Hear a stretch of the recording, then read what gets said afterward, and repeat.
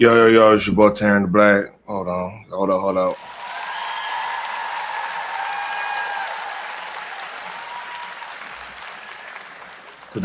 Today, February 9th, 2026, day after Super Bowl.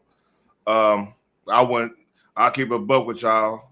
I had too much fun watching Super Bowl, like watching it as in the football game.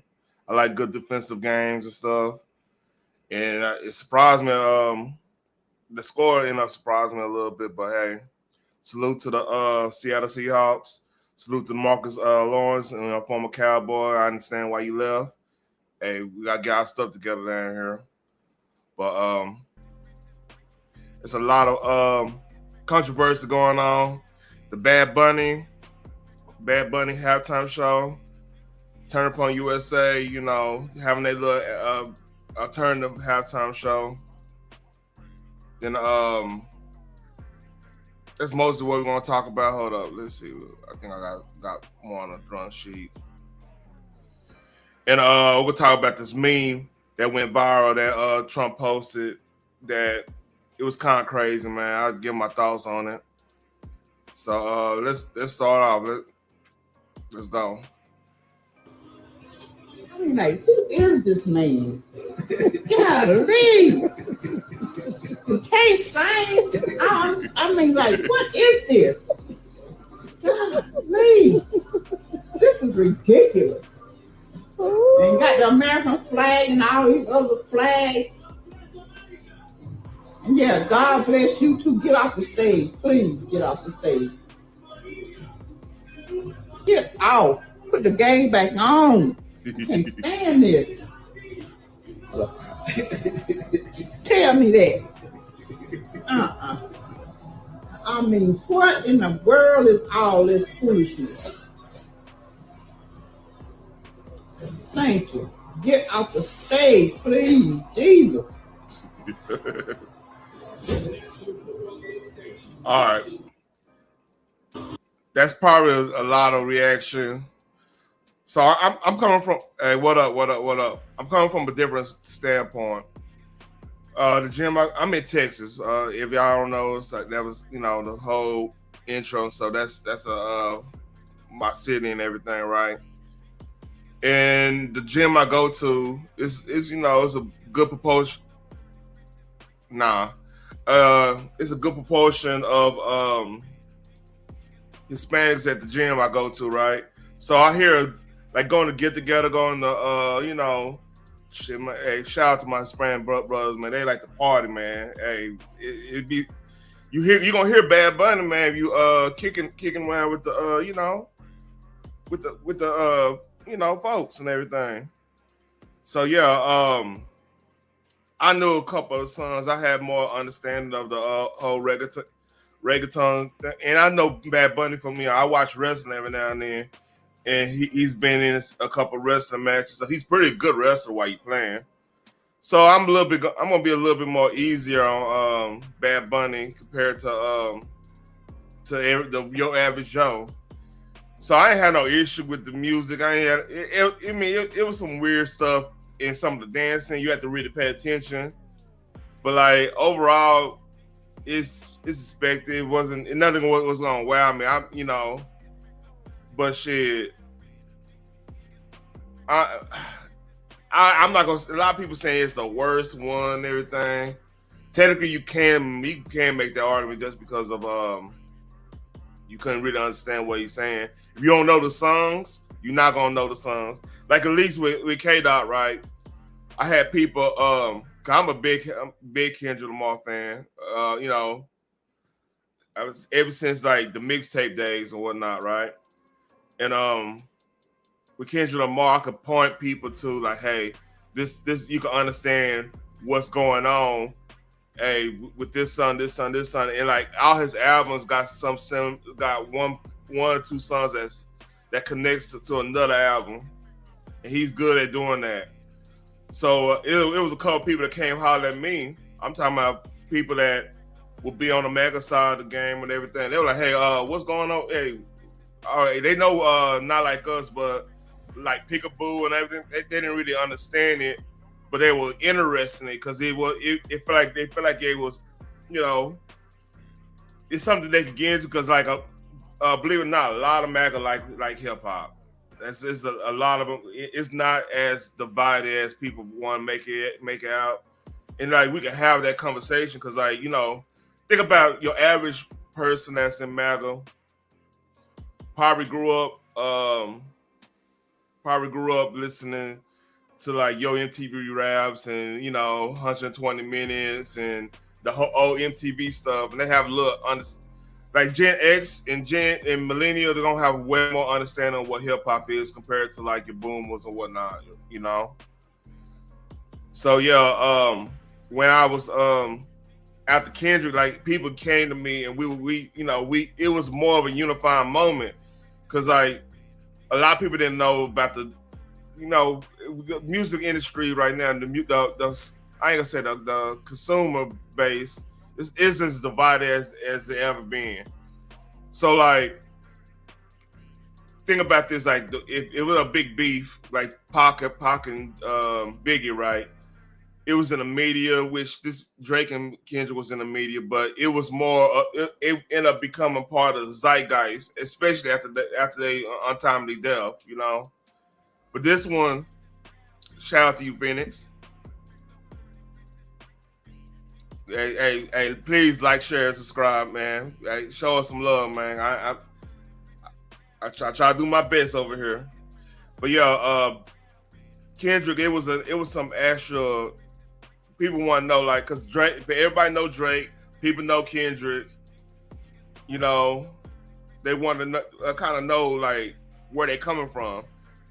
Like, I would say right now, like as in the man, like I want to say normie culture with music, J. Cole would probably be the more obscure one compared with the normies.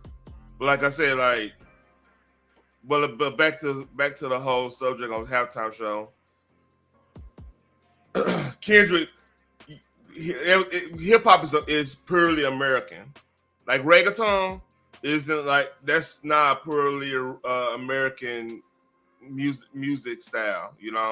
Hip hop, although some would say it came from Kool Herc, and immigrants made it in some cases, which I highly disagree because like hip hop started in New York. No matter how y'all want to say who Kool Herc and everything like that, you go deep, and probably some lineage there from Jamaica and stuff like that. As in the influence when people that's from got Jamaican lineage in New York doing this and doing this and doing that, right? So yeah, hip hop. I mean, it's still like most normal people that just not really into music stuff. They still gonna know what hip hop is. They still gonna know what rap is. They still gonna be able to grasp what's going on with the performance or whatever of Kendrick Lamar.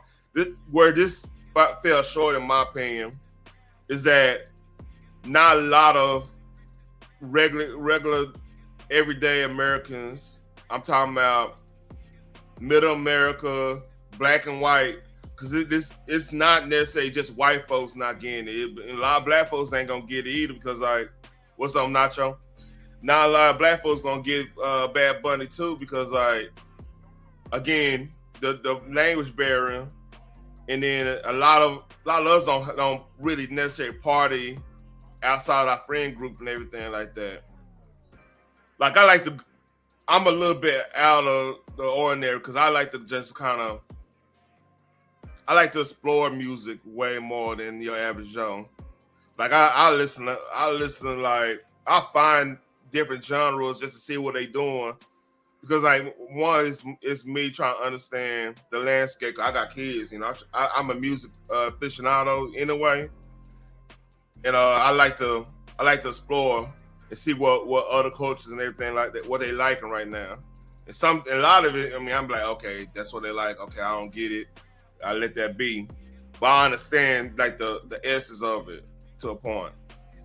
But like Bad Bunny, yeah, I don't think that was a good choice. only way you do that choice, really, and like it's not necessarily against anything. Bad Bunny is Puerto Rican, so he's American citizen. So it's not like any, you know, anybody says it's for the immigrants and all that stuff. I mean, you kind of missing the point that Bad Bunny is Puerto Rican. But the thing is, reggaeton isn't like it's not like a mainstream American genre. Like it's big in like the club scene. It's big in like, you know, it's growing. Don't get me wrong, it's growing. But like it's not up there with like the hip hop, the rock, the country, the R&B. It's not up there. Like people know who Bad Bunny is, but like they're not researching the songs as much like as a Kendrick Lamar and stuff. Like people, if you hearing reggaeton, you go in there, you going to dance. You're not really thinking about, you know, what the subject matter is, unless you really want to become a fan of Bad Bunny and everything, which is no problem with that. But this is Boosie. Let's see what Boosie got to say. I didn't see this yet. By the way, one cool thing about the halftime show, I have to give Bad Bunny some props on. That was a real wedding. Like they legit got married on stage at the wedding. Like they did. That was like the ending I do's there when he was doing the songs and stuff. So that's a legit wedding. That was kind of dope. That when I found that out, and props to that. That's a good situation. But let's hear what the homie Boosie got to say.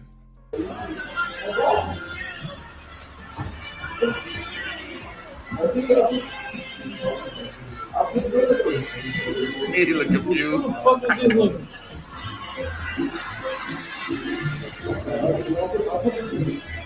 I want to see Chris Brown. By the way, good luck getting Chris Brown with Jay-Z doing the run in the show type thing. Because like, if y'all don't remember, Jay-Z really wasn't feeling Chris Brown after the Rihanna thing. So I highly doubt that'll go down. Personally, I would like to see Metallica do the halftime show. Personally, I think Metallica, that they got timeless music. You know what I mean? And I want them to do a straight live, like don't fuck around. You going to from Master Pup? You going to Master Puppet Zone that just do the hits, and just, I mean, y'all don't have to be you know, extravagant with the setup unless you're gonna get the drum set that rotates, that do that. That'd be badass. But I think they will unite a lot of people. I think Post Malone, you do a Post Malone. Just, I mean, he a lot of people rock with him. Black, white, Hispanic, everybody rock with Post Malone. I would think that'd be dope. I mean, you know, I don't know. I think Wayne don't want to do it anymore. And like a lot of people don't know J. Cole like that. J. Cole is not like a big time performer, rap performer thing like that. Like to me, I like J. Cole more. You know, I like he's a chill rap to me. I mean, he can get there, but like to me, he just like I've been jamming that goddamn album and been jamming that album all weekend. Yeah, I mean, that shit hit. I like the new album, man, The Fall Off, because it's deep. To me, it's deep. It's telling you what he's struggling with. But that's beside the point. We talking about halftime. I do that on Nerds. I'll give a good review on that. But yeah, that's the sentiment. And this is funny. Shout out to Cam and Mace, man. Donald Trump, being that we're talking about the gatekeepers, the ICE, the performance, he said this is the worst performance ever. It's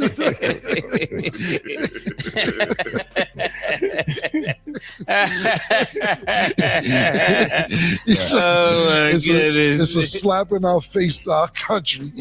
Nobody understands a word this guy is saying. and the dancing is disgusting. Damn, that's cold. I'm not laughing at Bad Bunny or the Spanish community. I'm supporting it. But this nigga Trump just don't give a fuck about nothing, bro. But the part that's really interesting, because it's the flags, right? We understand growing up in New York, we saw the Puerto Rican flag everywhere, right? We see it once a year in the parade. So we're used to it. But to America, they're like, well, why are they using another flag here? In New York, we're used to it. Everybody we know is Puerto Rican or black. So it's a common thing. I didn't take anything from that. Yeah, that hit different. I ain't gonna lie. That Puerto Rican flag is cool, but like everything else hit totally different. Go right here. So yeah,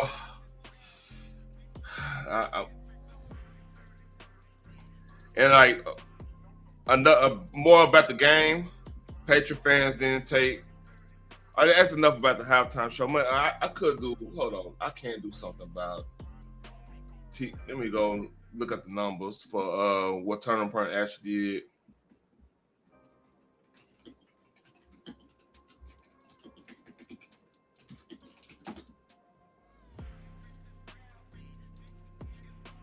I'm not gonna play anything.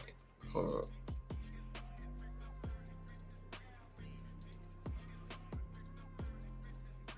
Okay, no. That's let's see. Formal. Let's see. Trying to find the numbers.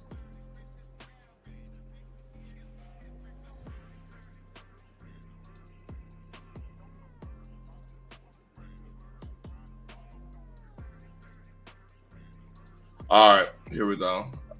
I'm not gonna play the music, but here we go.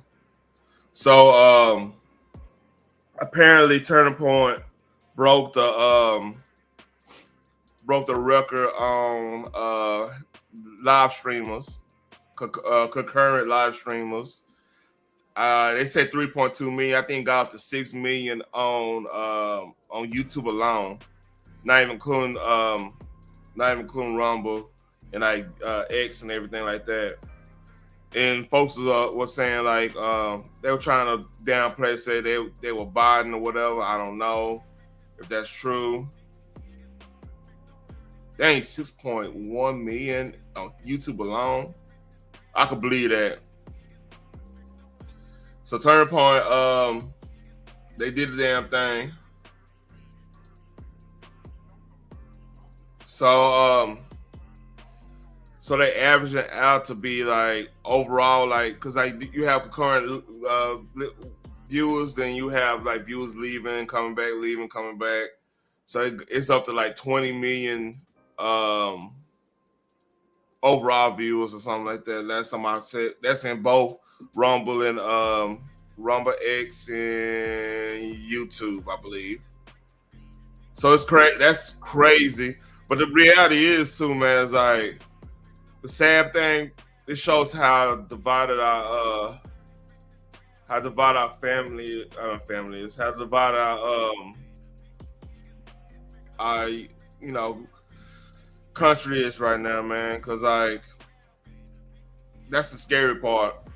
We have to, and this gotta happen to like balance things out, in my opinion. Like once you start getting to a point where people are laughing at death, tragedy like on the Charlie Kirk situation.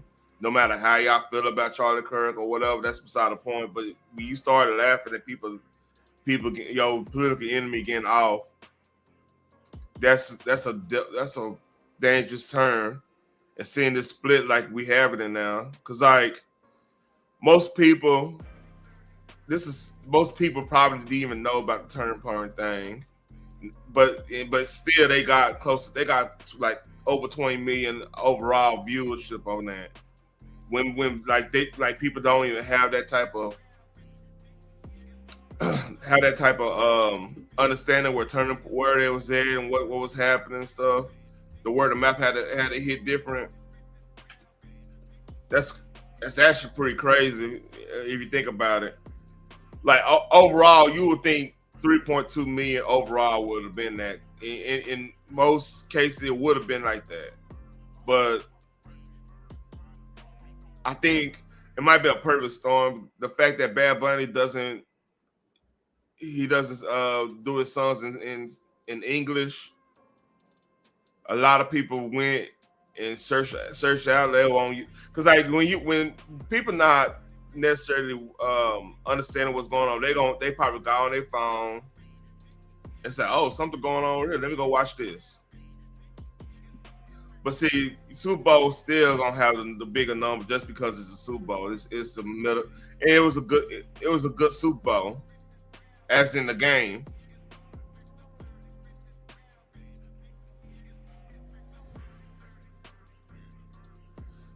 And the thing is, I'm not even. A lot of people.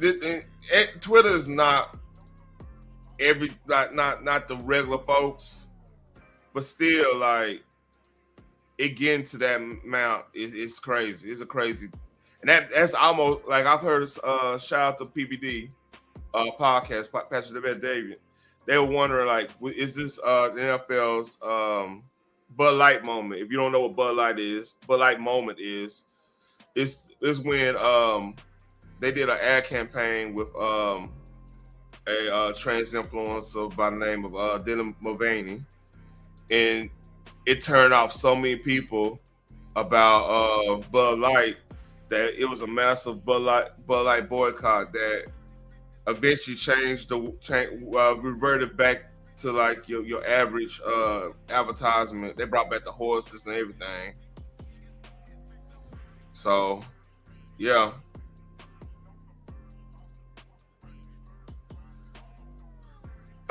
So if y'all been living on a rock, Patriots lost the Super Bowl against the Seahawks. Let me go over here. And this is a streamer, and he wasn't taking it too well.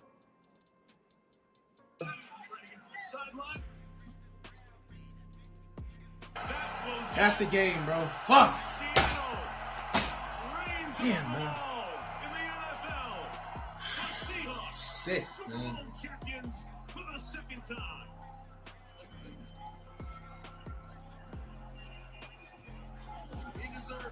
Well, he devastated.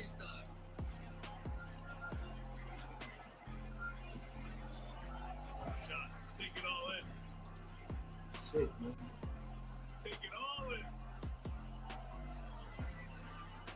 That look at Shaq. Literally, like, history repeating itself. I felt like, I know it wasn't an undefeated season, bro. It's just like, this is literally the feeling repeating itself all over again in 2007, bro. Like,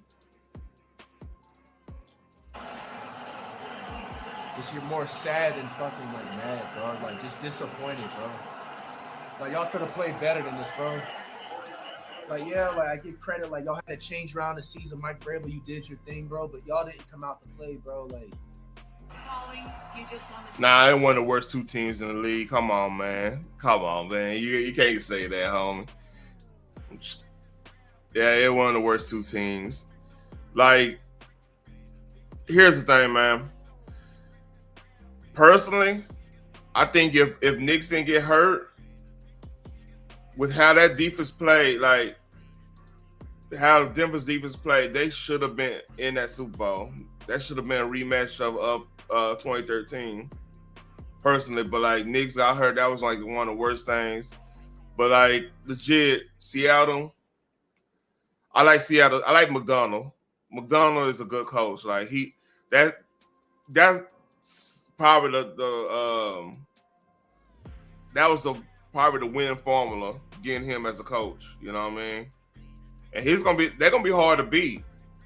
Because McDonald, man, like, he's a mastermind when defense. Like he was at if you don't remember, I want to say Brady next to that, like 19, I believe, not 20, because he left at 19, I believe. 19-18 when Baltimore beat the hell out, destroyed New England. That's what Belichick and them. He ran that defense and he was just like,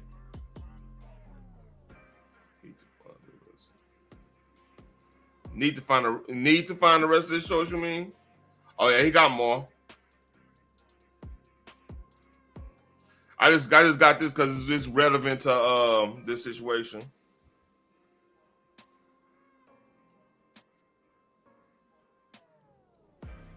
So yeah, I'm sorry, I'm watching Monday Night Raw. No. Yeah. Oh no. I got you. Nah, he just a fan. You know, that's a good jersey. I ain't gonna lie, I don't like the Patriots like that, but that's a good jersey. But yeah, he ain't the only one that lost that night. So apparently, Cardi B broke up with Stephon Diggs in the middle of the Super Bowl. She left.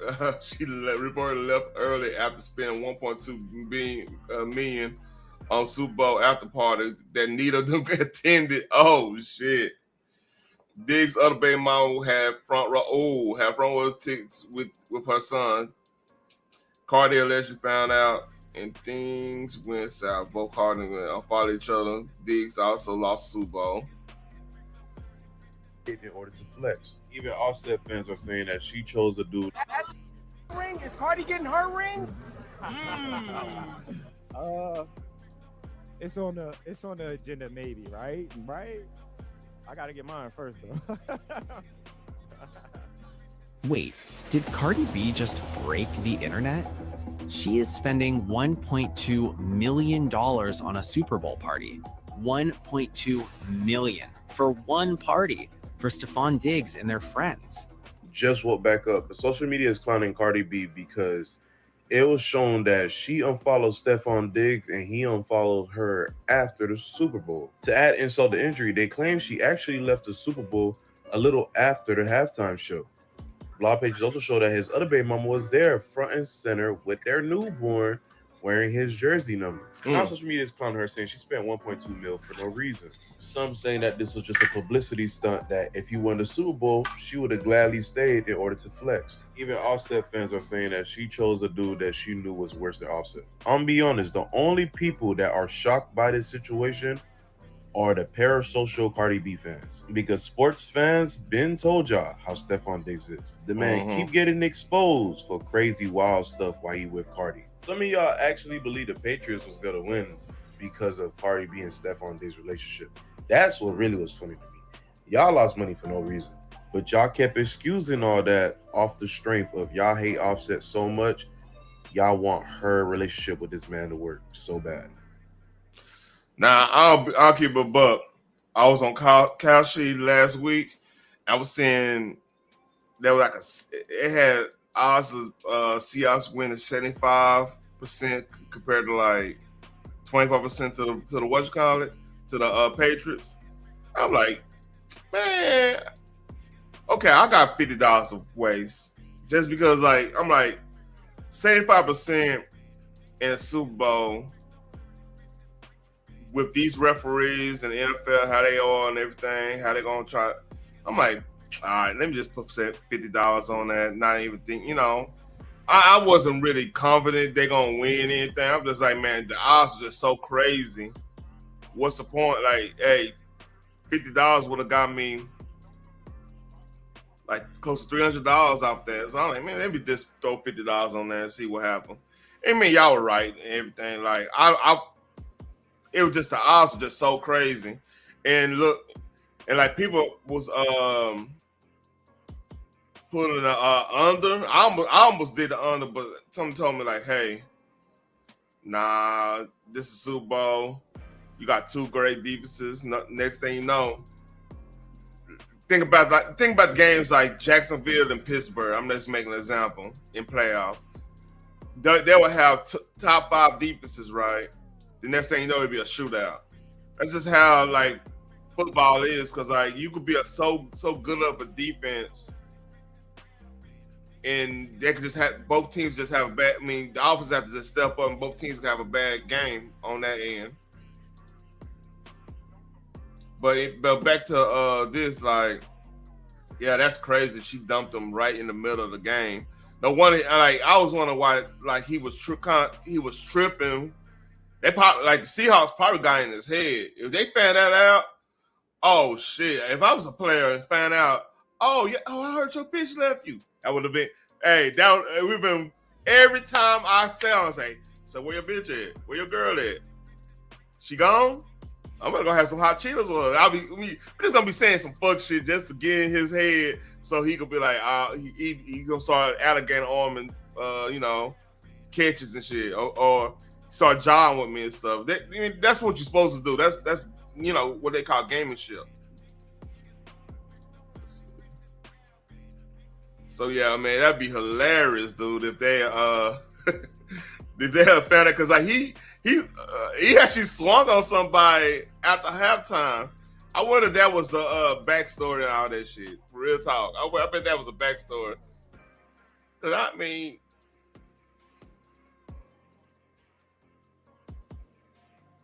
Carter deserve way better, man. How you know what Carter deserve? Man, chicks on the internet, man. I love my women out here, man. But y'all, sometimes I'll be saying some delusional ass shit. Like, how she deserve? She used to be a stripper, man. What the fuck? I mean, I'm not saying strippers don't deserve good dudes, but I mean, she out there. She knew who Stephon was. Come on, man. What we doing here? Maybe I'm tripping, man. Maybe I'm just don't understand. So, there's some little funny stuff here. So Uncle oh shit. Suck ass job on the plane. Suck ass up, you fucking sucker. Ja Rule blew out so fast. And this way he was sitting before we got him out of here.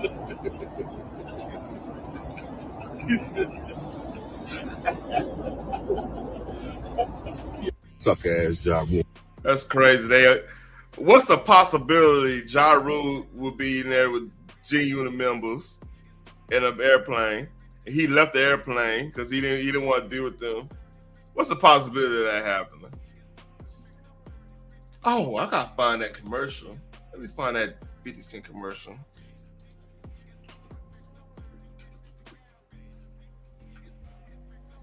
Speaking of that,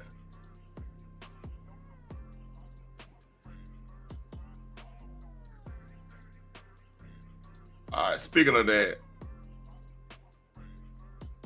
the king of petty, Curtis 50 Cent Jack. I got you. It's come to my attention that everyone's calling me a troll. Some said even the king of trolls. First of all, I'm flattered, but I'm done with all that. I would never do a deal with DoorDash and quite literally deliver beef when millions of people are watching. I mean, who would do something like that? Delivering quality beef is more of an art than science. Don't want to be too obvious. It's all about timing, and I'm always on time. Oh, they sell combs. What a coincidence. No matter what kind of beef you have going on this weekend, remember DoorDash delivers. And you know what goes great with beef? A bottle of this beautiful Branson cognac, aged 4 years or 50 months. Who's keeping count?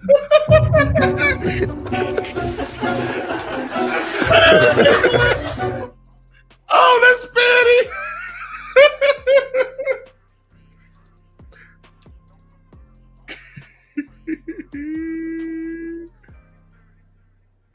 I need to hear your thoughts on that pettiness. Oh, 50 ain't shit. That's all I got.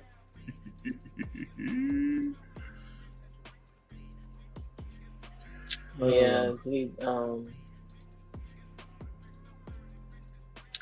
like I said, his level of petty I aspire. I probably have it. I just ain't tapped into it. I definitely got that. I got that pettiness. Like I know I have it. I've been petty all my life. And I had some of the best petty teachers. I really had. They're called my parents. So I know how to be petty. It's just like if I really was to be that, it would get ugly. It really would. Like people can't even handle my simple petty. Man. Oh, your I don't super even be trying. I don't even be trying. It just be, just fall on out. I don't even be trying. And they lose their damn mind. Yep. Like quit playing victim, boo boo. How did we get here?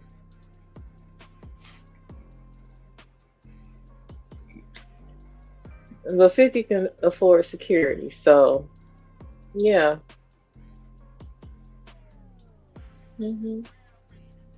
So, what did you think about the Super Bowl? I did not watch it. You did not watch the Super Bowl. I was not feeling it. I just wasn't feeling it. With the whole controversy of the halftime show, I'm not interested in either of the teams that was playing. Like, ugh. I wasn't feeling it. So I was what I was saying earlier. Dang, hold up. Allergies, man. You're a bitch. Yup. Oh, it's gonna be hot for everybody. This coming week is crazy. Like everybody gonna be in the 80s out here and shit. It's crazy. When we was like below zero. Hush. Y'all gonna be warm too. Have you seen them weather?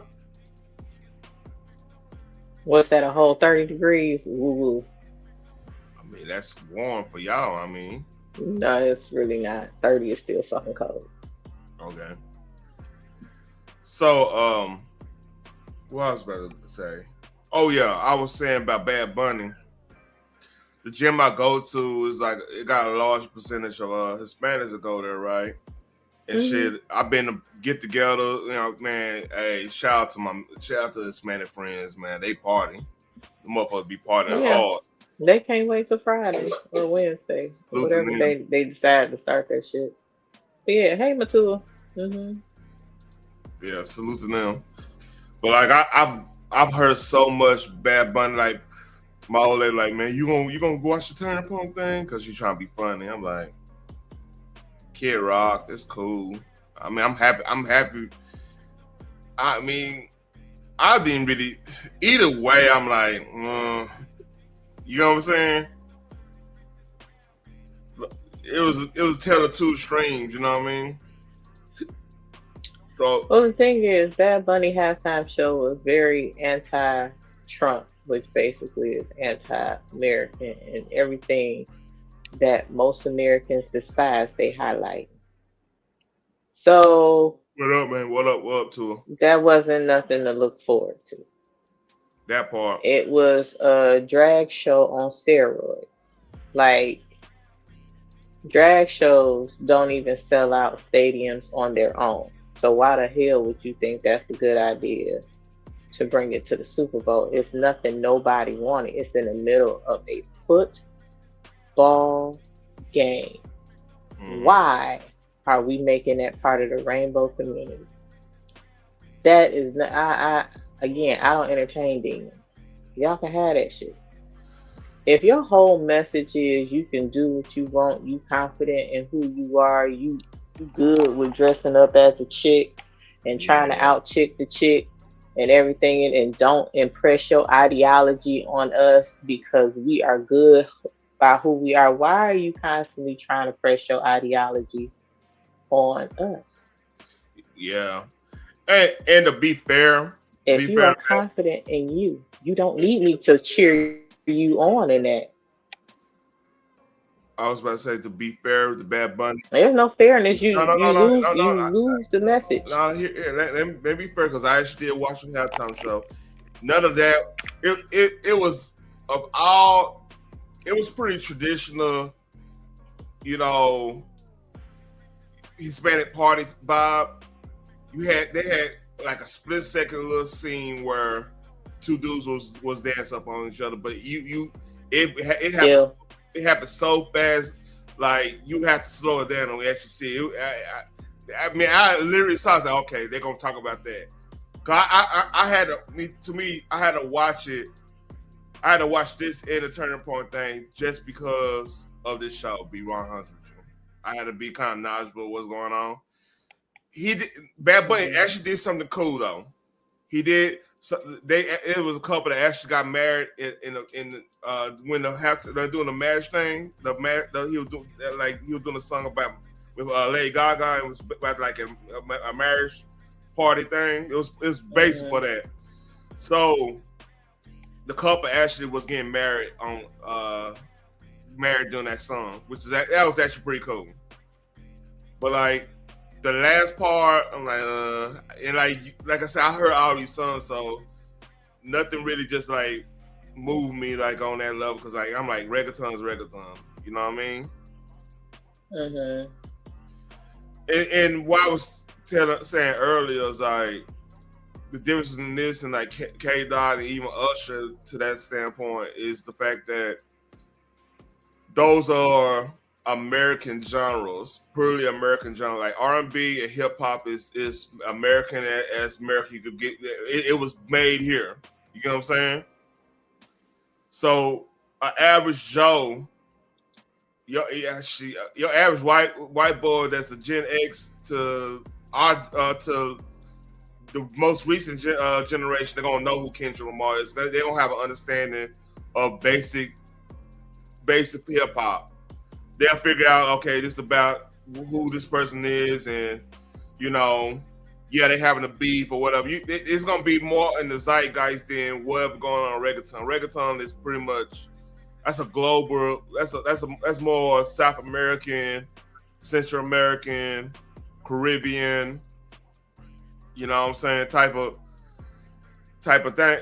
genre. And certain groups gonna know it, but it's not really necessary in the mainstream like that. You know what I mean? Yeah, I know. I'm very familiar with reggaeton. Been listening to it for years. What's up, Miss Chicago? Yeah. Hey, Miss Chicago, they must be on the vertical because I can't see that over there. Cause she on vertical. But yeah, I guess whatever. Just like I said, it was just I'm not even about to entertain none of that. And then the fact that it had a whole bunch of controversy prior to, or what they would say, buzz around the halftime show. Bad Bunny is not somebody I would listen to for reggaeton. I agree. It's just not. He's not my go-to. Out of all people y'all could have had, I don't know. Has he been?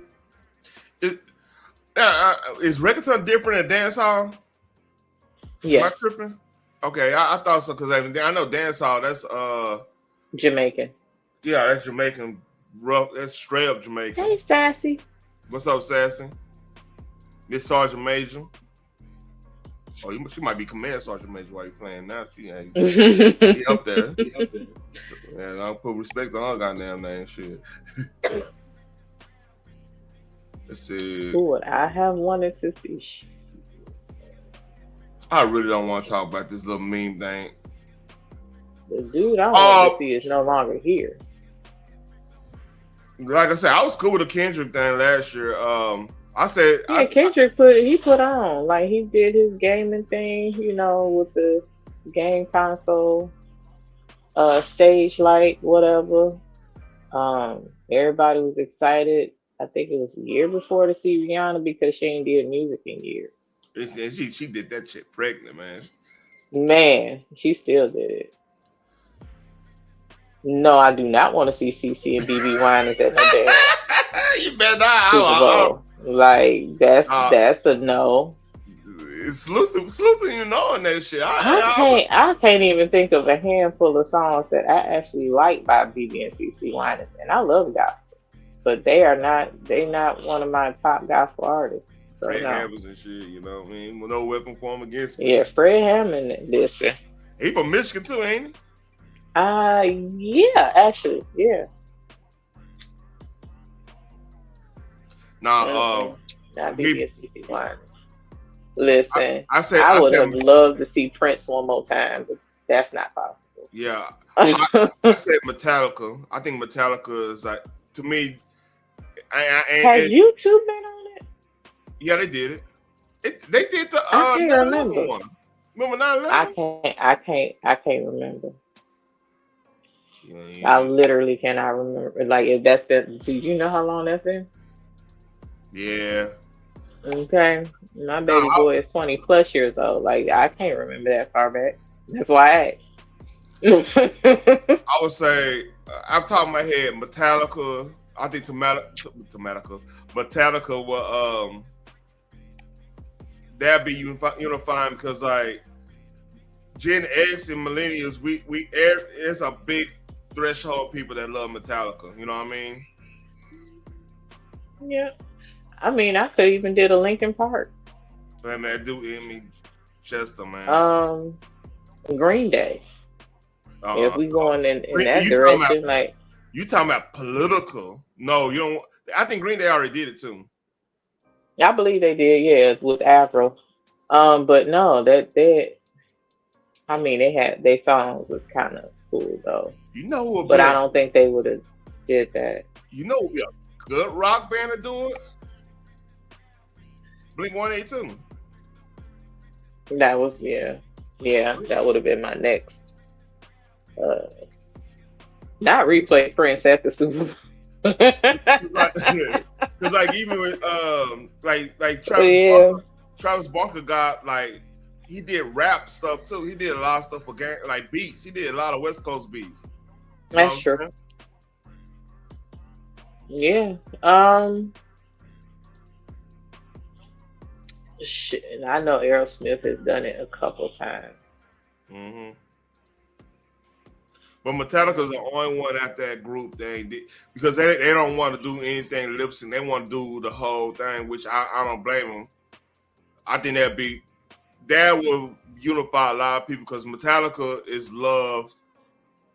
They at a metal band. They might be the they might be the Beatles of metal bands right now. If you think about it. I can't remember if Pink has done the Super Bowl because she don't lip sync either. And her shows are very intricate. I don't know the last time she's been on a concert though, but still her shows are very intricate. You want look, here's the thing. This is what I need you to do. Metallica got the three album rule is in effect with Metallica. You know what I mean? Ride the Lightning, Master Puppets, and Kill 'Em All. You just stick right there and you good. Then I mean you get into like the Black Album and everything. Yes, she did. Yeah, Pink did do that. Yeah, she did sing the national anthem, but I was wondering, and I know she's done commercials that were debuted on the Super Bowl, but I don't think she's like performed halftime show.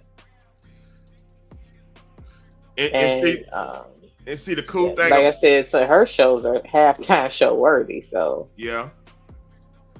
And the cool thing about Metallica, they could always play into the Stranger Things season 4 thing, because that dude, the one that dude, he's actually now he's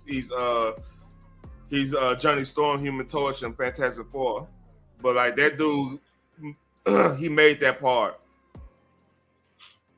You know what I mean? And he was playing Ride the Lightning and shit. Like, I don't know any current artists that are like halftime show worthy, and I don't listen to them. I'm gonna be honest, I don't. I'm thinking. I believe if Aaliyah was still here, she would have did the damn thing. Just like Usher, it took Usher forever to get his flowers. Imagine if R. Kelly didn't get in trouble. Listen, That motherfucker throw a concert in jail and televise that shit. It'd be sold out. I ain't even gonna hold. Yeah, it's crazy. So I'm thinking, current artists right now. Yeah, I don't know any. I think Brandy would have been a nice addition. Yeah, she ain't had nothing big in a long time, and then Yeah, but she's a performer. And in that sense, she's a performer. Brandy is a performer. And I'm thinking strictly like production performance wise. But I mean, Brandy now, has never done the Super Bowl. Like Post Malone, out of new generation, that might be the closest thing that is out university. Because the thing is, universally loved. But while you playing, New Edition ain't never did nothing either. Let them be on the Super Bowl. Them boys still working. Oh, I see that thing with the Transformers, the Transformers scene.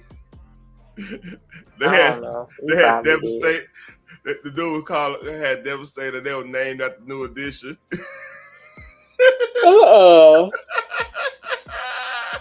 Yeah, I believe you did send it to me a couple days ago. I just sent it to you like not too long, like probably earlier before this whole thing. But yeah, I thought I bust out. I that shit had me laughing. I'm like, why he named him doing this? Devastator, right? Right, Drew Hill don't perform the same. So no, I'm saying I'm thinking performance wise, like people that would keep you on your feet and dancing like this. I mean, I ain't a Beyonce fan, but the dance performance are ass off. I know the band. I'm telling you right now, if they get this band, because I've seen them live, believe it or not, Lauryn Hill opened for them. Weird shit. Don't give me the fucking Killers. You know who the Killers are? Who the hell is that? No. All right, your team, University of Michigan, in fourth quarter, they sing "Mr. Brightside." Mm-hmm. You the song that Mr. Brightside, that's the Killers. Like, but you talking about what the Killers they do? Their whole spiel, they have a Vegas band. Their whole spiel is like the Vegas Showtime scene, but it's rock.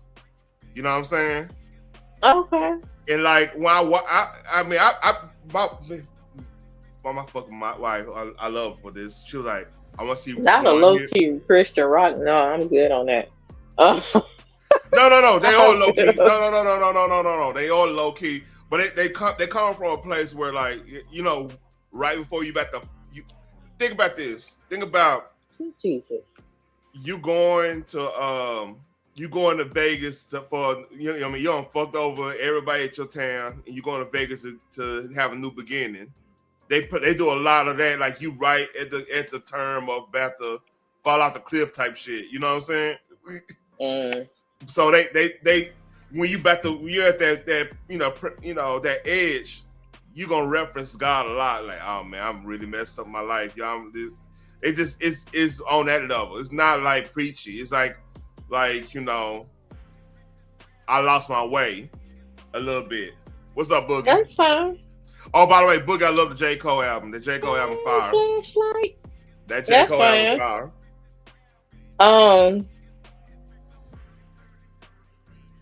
Yeah, that's what's up.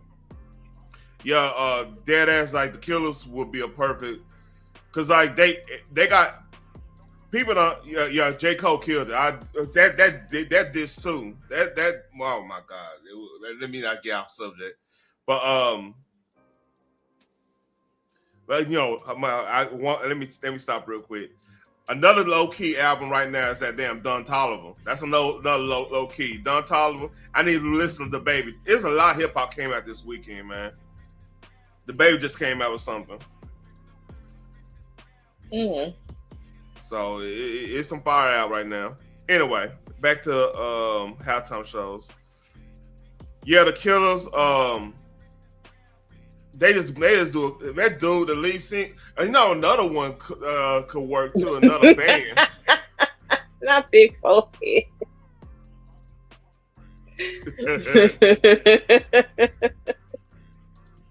The other one, I would say might be. I just lost my train of thought. You Man. know who else put on a hell of a show? Wu-Tang Clan. But for real though, they did.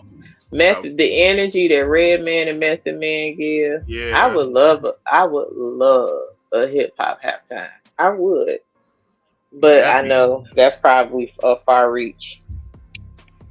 I tell you, it'd be dope. I bet the NFL ain't gonna got nuts to do this. Have Jay-Z and Nas do. Man, you could literally have Jay-Z and Nas, and you put an orchestra out there, and that'd be a fucking crazy shit right there. Cause Jay-Z, Nas already did the orchestra shit with Illmatic. You know what I mean? Well, Jay-Z get up there and do anything, it's gonna be with Linkin Park because that was one of his albums that did so well. Yeah. Because they all trying to destroy Jay-Z. Man, dead ass Jay. And you know what got me iffy about the Epstein emails? You had a lot of emails after he died, allegedly. You know, we don't know. It's a lot of weird stuff going on. I gotta say that. But Jay-Z, like, I think Nas would be real great for a halftime show because, like, they could do something similar to how they did the LA one. You know what I mean? Make it a whole scene like that. Make it like Queensbridge. You know what I'm saying? That could be. But like, I don't know Jay-Z, man. I don't know he gonna allow that one go now. Here's the thing. If R. Kelly legacy ain't really been in the beginning it's kind of fucked up, but after a while, and them girls started doing too many interviews and stuff started to not add up to certain people. Yeah, they pretty much messed themselves up on that. But yeah, ain't shit gonna really happen to Jay-Z for real.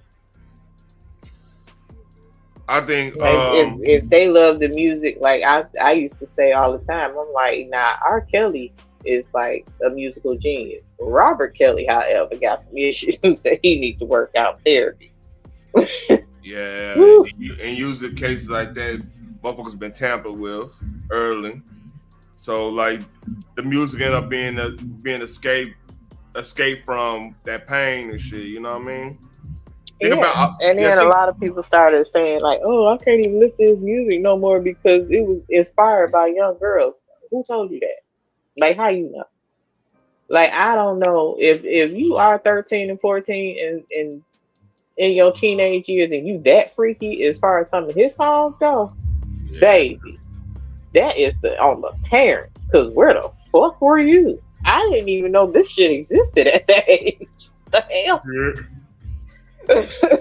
Yep. Shit, I blame the parents. Hey, I ain't gonna lie. Jodeci had people playing How I Gonna Get It. So yeah, you won't you just stay? Yeah, Jodeci came through. But yeah, R. Kelly did too. Like, man.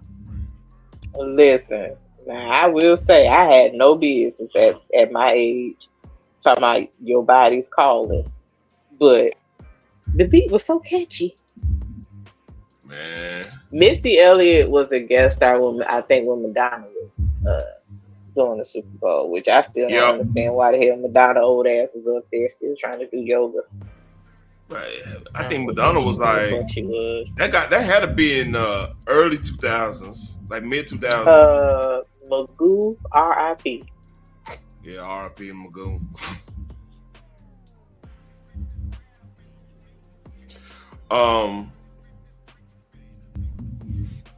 Muse, yeah, and that's the other band, Muse. You ever heard of Muse? No, the only Muse I know is Maxwell's website, and Leave Me Alone. Girl, you crazy. Yes, shout out I to am Maxwell. about Shout Maxwell. out to Maxwell. Yes, I am about Maxwell. Maxwell shit. That man, let me shut up. Hey, that was on a mixtape. Maxwell came through for you, boy. Shout out to Say Maxwell. what you want. Yeah, man. Shout out to Maxwell, man. But baby, yeah, Maxwell does it. No, I was about to say, like, Muse is that's a big rock band. They this dude, the lead singer, I forgot the lead singer name. That fucker guitar, play the piano. Like the music, it's I'm surprised you never heard Muse. I'm about to sing you some. You know what, Sierra too. I would give Sierra her flowers and say she can hit us the Super Bowl halftime. She probably needs like a Ludacris and who else she did? Oh, Chris Brown and Chris Brown. Chris Brown definitely could do it, but it's like I said, the Jay-Z problem. What's up, CP3? The Jay-Z problem. Hey, funny acting. What's the Jay-Z problem? The Epstein file? No, I believe it. You know he Chris Brown. If you know, Chris Brown never worked with Jay-Z after the Rihanna situation. Oh, that's okay. They probably gonna kick his ass off the board as soon as this whole Epstein thing clears up. Like, I don't think he was involved. Whatever, funny actor. Oh, here we go. He's at there. He meant this shit. Ain't nobody scared of him at all.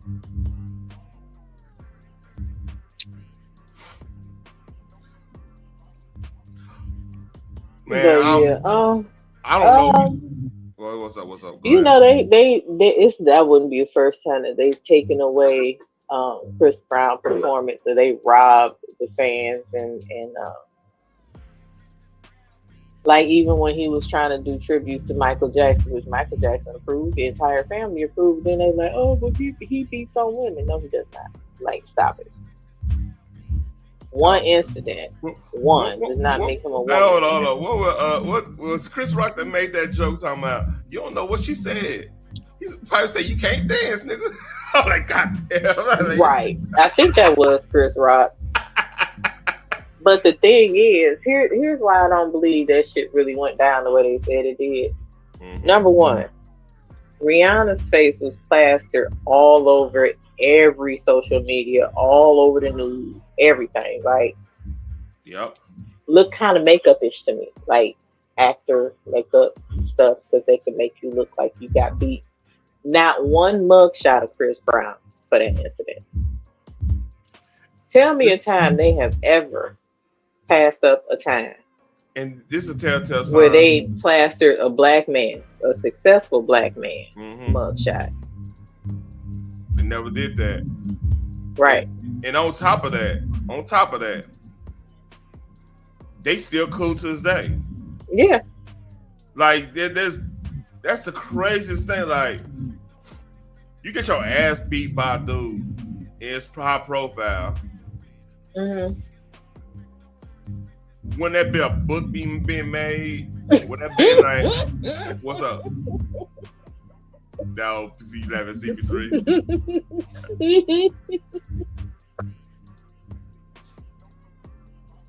Dang it, I was drinking lemonade. Don't do that. Don't choke on lemonade, girl. Talk about some Phoenix funny acting. You're not going to keep doing that to me. And listen, here's the thing. He said that she attacked him, but people like to bypass that part.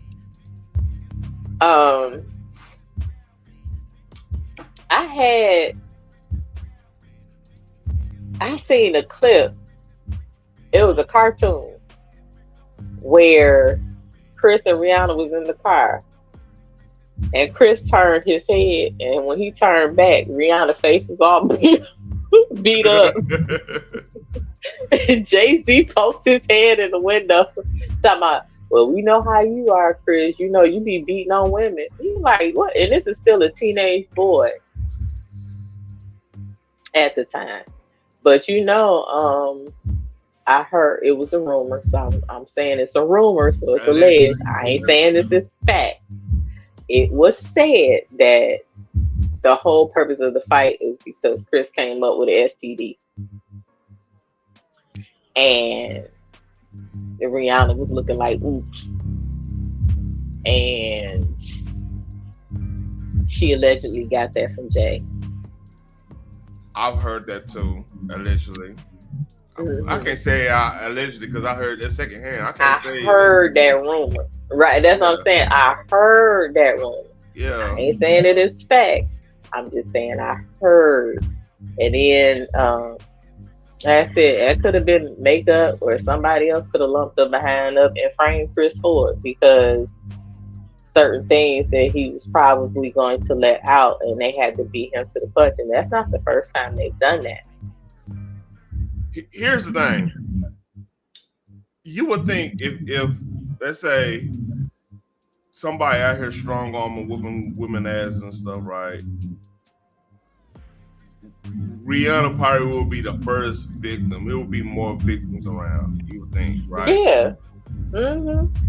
And I mean, look at what's going on with Corey, right? Corey Holcomb.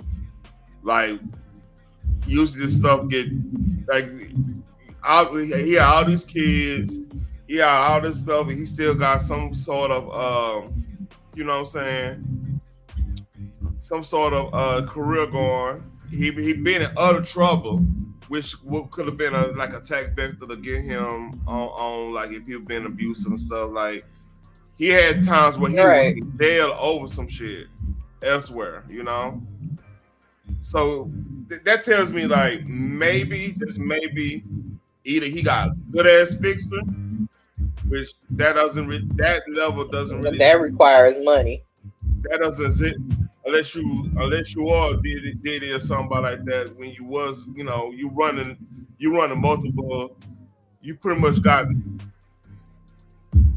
big careers in your hands in a lot of cases. You know what I'm saying? Mm-hmm. So Chris is not on that level. I mean, we can establish that, right? Mm-hmm. Yeah. So it makes me think like maybe, just maybe. Let me turn this music off because I'm hearing background noise. Yeah, just maybe. That's not true. Yeah, that's it. I had a hard time believing it because at some point, once you remove the emotion out of it and everything, because when you seen her face, you felt bad for the girl. It's like, oh my God, I can't believe that boy did that to that girl. But then after like day 2, I was like, wait a minute, where's his mugshot?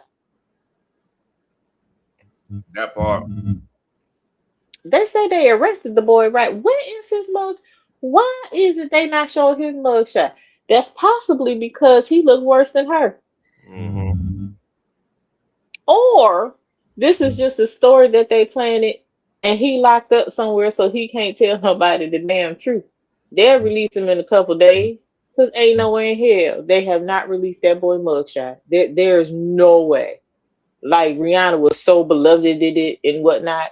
And her career took off even more after that because people started feeling sorry for her. They wanted to get to know her more.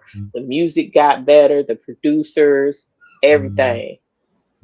So it in somewhat, and even saying that, like her production was already good at the time. It just went another. Hell yeah, because she had Neo.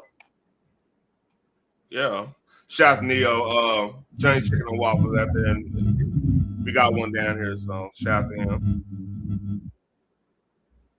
He got a chicken and waffles joint. Yeah, called Johnny Chicken and Waffles.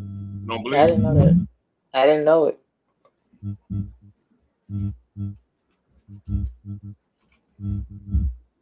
Yeah, he got 2 spots. One on. Here we go. Johnny Chicken Walk was own restaurant chain founded by singer Neo and his then wife, Chef Kristen Smith. Oh, that hoochie. That's Let's funny. see what Renee look like. She call her hoochie. Let's see what she look like. Cause here's the thing, that girl got an attitude, no problem. Oh, Real Housewives. Okay, all right. And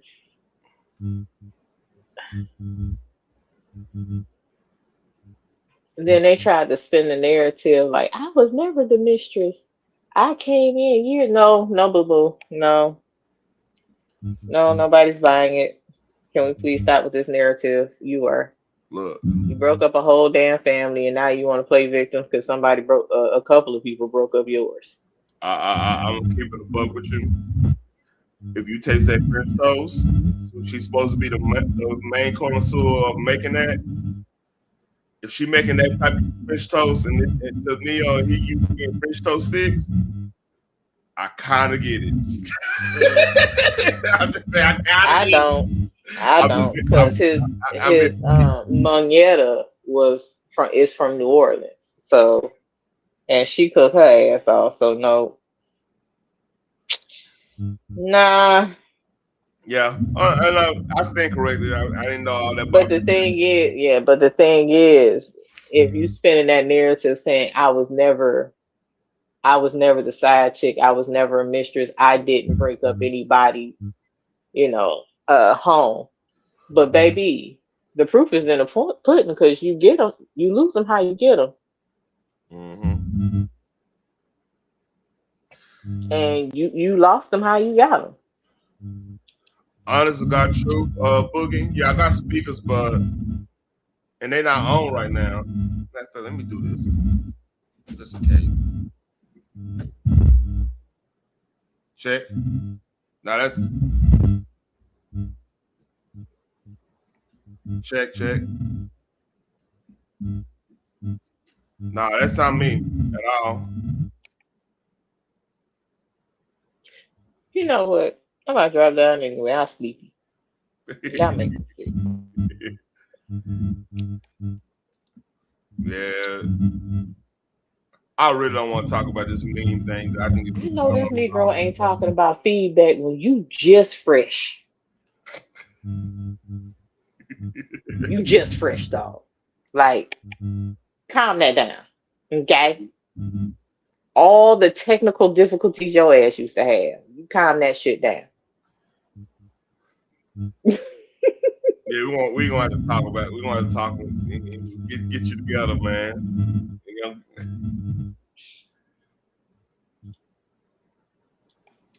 Yeah, one day.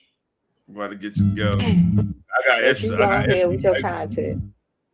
Yeah, I don't want to go with this meme thing. I think whoever posted that shit on what's kind of thing, if he posted it, that's just dumb as fuck.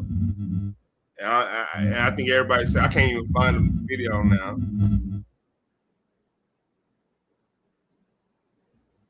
You know what I'm talking about? Oh, Boogie, I got you. Yeah. What up, Boogie? What's up? Not much, man. We were just talking about the halftime show. We had a deep. I was just talking about different. Really, I want to just. Man, I'm almost done talking about everything else. Let's talk about the J. Cole album, man. I'm pleasantly surprised. Like I rock with J. Cole, but I'm not like. J. Cole to me is more introspective rapper. Like I like to listen to him when I'm rolling. You get what I'm saying? Mm-hmm. But this one was different because like he did a lot more samples that was pretty relatable to this content. It actually hit different. It's like he went another level on the production. That makes sense? Right. Yeah. I think people already was talking about like him having like that Nas type of production on his album. Yeah. Saying like he needs a A&R or better beat selection, and I get it. But what I will say about his choice of instrumentals, you know, of sounds. I think that they're very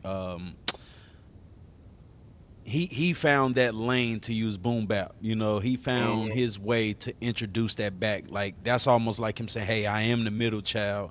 So sometimes I do new school beats, like the AAA song, like the 2-6 song. That sound like some young boy type of music, not young boy NBA. Yeah. But it sounds more like new school. And then he has obviously his boom bap, which is predominantly what is his, that's his lane per se, which is why he was picked up by Jay-Z, because Jay-Z seemed the natural. You there? His form. If anything have to drop, tell her bring up. She just need to fix that because she, for some reason, has that. And I don't know if it's her speaker or if it's her microphone. It could be she used. I'm used to seeing both of y'all up here though. Yeah. I think it's because she's probably using the TV and not having the headphones and stuff. That's what I'm thinking. And the feedback from the TV is hitting back because like I usually have like the music on. I mean really. A lot of the other YouTubers don't even have music on like that. I keep it. I like the conversational thing because it keep a vibe going. But I don't know. I'm debating on that. I've been really debating like if I want to keep having the music on or whatever. It's kind of like a watermark too. Just in case people want to play with me. You know what I mean? Most definitely. Yes, sir. Yeah. Did you get? I was finna say, she said she not using the TV, but it's her mic, it's her speaker. I'm assuming is interacting with the mic. Go into your settings, Phoenix, and adjust those. Like put it like on automatic mic adjust and do echo canceling or background. I think it's background noise cancel. If you put that on, you should be good. So my bad. What you better talk about? What's your favorite track so far? Do you have one in particular that you're rocking with? Do you think that 2-6 was a good selection for the mass media? Hold on. It's one. It's on the tip of my tongue. I can't remember exactly what the name is. I'm gonna go to the track list too. Let me see. I'm looking at it too. That quick stop is hard. Quick stop, yo! I heard that today. I heard that this morning. The Billis, that's hard too. Billis is hard. Quick stop. Let's see. Yo, people are haters too, man. I would like to just stop and say that for a moment. Yeah, people are so used. Yo, even what's the dude name? The Muslim guy. 19 Keys, yo. He called him the mulatto messiah, bro. That's stupid. Man. That was stupid, bro. Yeah, that's stupid, man. I'm not gonna, I'm not gonna disrespect. He put soul in his album, man, and he put.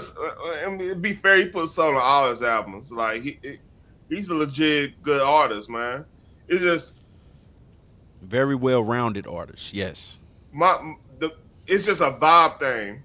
Like Kendrick, I relate more to Kendrick just because a beat selection he does. He does a lot of stuff that I grew up listening to. Like, like Bitch Don't Kill My Vibe. That's a play on, I forgot what, it's a play on a blues song. That beat, that sample they use.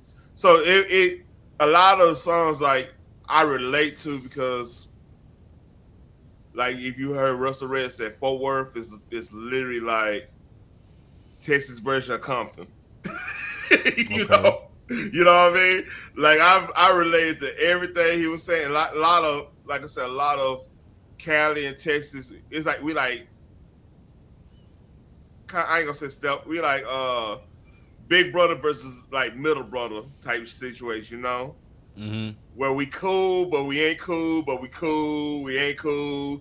We rock with each other music, but we act like we don't rock with each other music. That's how Cali and Texas is.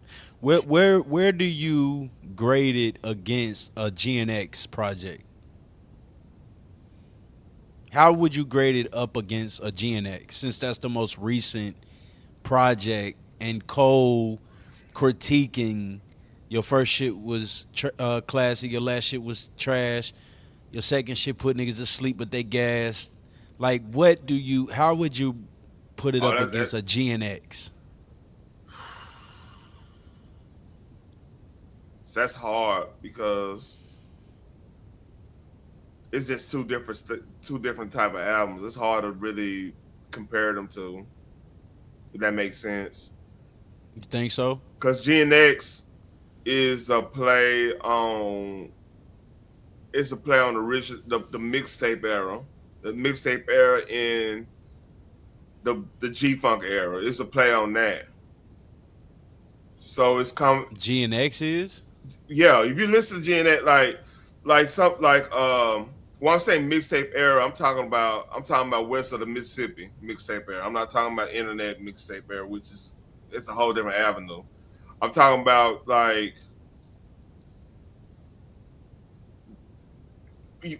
Squabble Up. We would hear that sample at certain because Texas is pretty mixed when it comes to. It's not like predominantly white, black, whatever. Like, it's pretty mixed when it comes to like the party scene. So you might hear, I forgot that sample they use. We might hear seeing people breakdancing on that shit, like on some LA shit. You know what I'm saying? Mm-hmm. Then turn around, right. You'll have the gangster stuff. Then turn around, you have the twerking stuff. That's how I seen was. It was like a variety of everything. And then you'll have Luther Vandross play at the end of the goddamn night. Like Luther. It was on that type of time, so that's why it's late 80s, early 90s type vibes. Shit, now late 80s to early 2000s. Okay. I mean, that's the type of vibe I get from that. So, give me a score for GNX and give me a score for the Fall Off. GNX, I give it a solid 90.